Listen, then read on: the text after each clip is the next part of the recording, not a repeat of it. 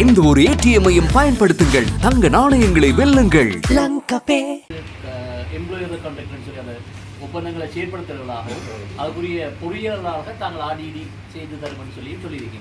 1000 million வந்ததுன்னு சொல்லி சொன்னால் எங்களுடைய மாண்புமிகு அதிபர்கள் நாங்கள் சொன்னால் இவ்வளவு தான் இந்த வருஷத்தில் எங்களால் செய்ய கேட்கல ஏற்கனவே இந்த முன்னுரிமை பட்டியலை தங்களுக்கு தர சொல்லி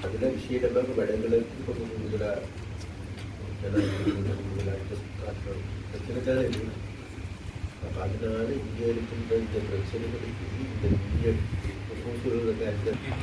இந்த கிராமிய உள்ளூர் பாதைகளுக்கே ஒதுக்கு இருந்து கிராங்கி வரைக்குமான பாதை 5000 மீட்டருக்கு வர போதா புறம்பான நிதியாக வர போதான்னு எனக்கு கிளியர் இல்லை. நான் சேமனோட பேசினேன், நானும் சேமனோட பேசினேன். பாஸ்கரன் அவர்தான் சேமனோட கிளியராக கேட்குறேன், அவருக்கும் கிளியர் இருக்கு அந்த விஷயத்தில். இப்போ நல்லது தலைவர் என்னென்னா அதை செப்பரேட்டான விஷயமாக எடுத்து தலைவராயங்கட்டு சந்தியில் நீங்கள் போய் ஸ்டார்ட் பண்ணினாங்க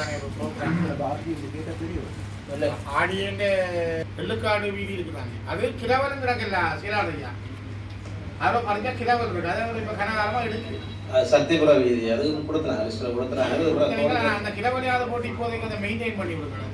எங்களுடைய இந்த ப்ராஜெக்ட்ல கட்டாயம் தான் போடலாம். கிராவல் ரோட்டாவே செய்யலாம். அந்த உள்தூரம் வடக்கு அந்த வெள்ளுக்காட்டு வீதி சுந்தர பயணம் செய்யலாம். ஆனா கூட குடும்பம் இருக்காது. இது வந்து கண்டுபிடித்து 50 வருஷங்கள் நடக்க போறது. இப்ப அவசரமா வடிகால்களுக்கு 2 பக்கமும் மண்ணை வெட்டியாவது வடிகாலை அமைச்சு அட்லீஸ்ட் இந்த கிராமங்கள்ல கிரவலை போட்டு கொடுத்தா கூட பஸ் போக்குவரத்து போற இடங்கள் இருக்கு. இப்ப கிருஷ்ணபுரம் பாரதிபுரத்து பஸ் போறை கேட்டா சொன்னீங்கன்னா பாதை சரிக்குது. இருக்கு ஒரு பாலம் கட்டினா உத்தரவாதம் கூட கால கொடுக்குறீங்க ரெண்டே காரணத்துக்கு.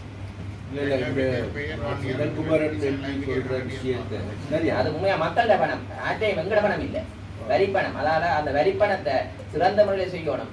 அது எடுந்தமானமாக ஒப்பந்ததாரர்களுக்கு விட ஒப்பந்ததாரர்களே எங்கள்கிட்ட சிலவே சொல்லியிருக்கோம், முதல் கட்டத்தில் காசு வேண்டிடுவாங்கன்ட்டு.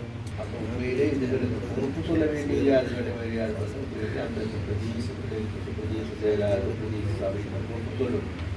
எந்த காலத்தில் கட்டப்பட்டது தெரியாது.